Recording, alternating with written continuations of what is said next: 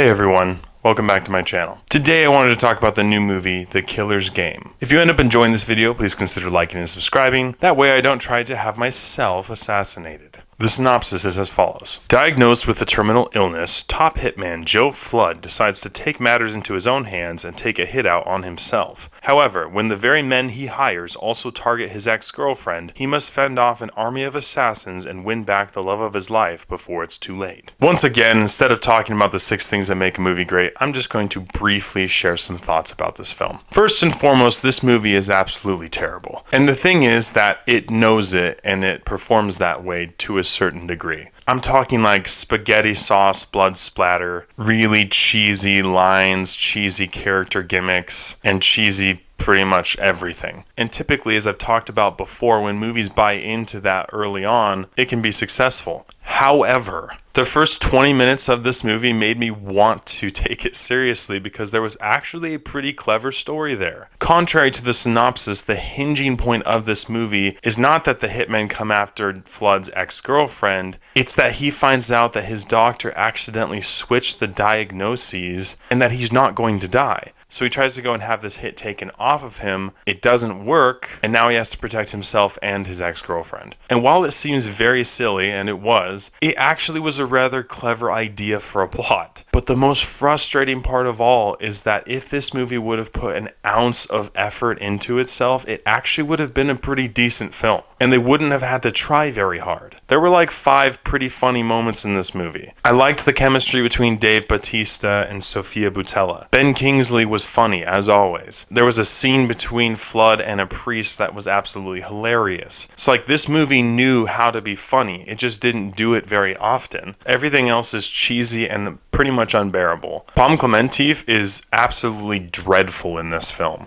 And I get it, this is a B-rated movie. This is what this is. Either way, at the end of the day, this movie was absolutely awful. It felt like it went on forever, even though its runtime was only 1 hour and 44 minutes long.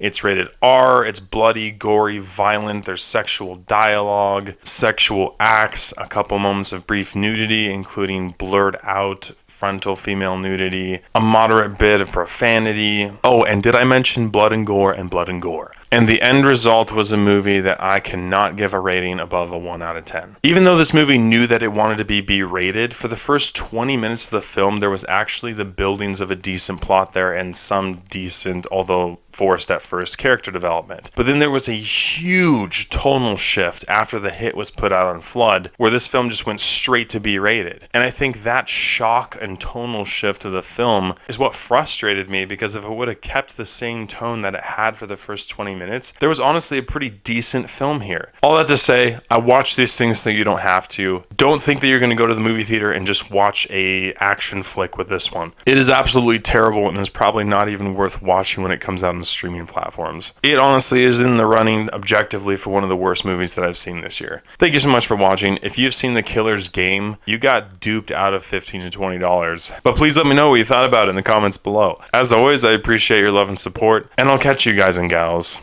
in the next one.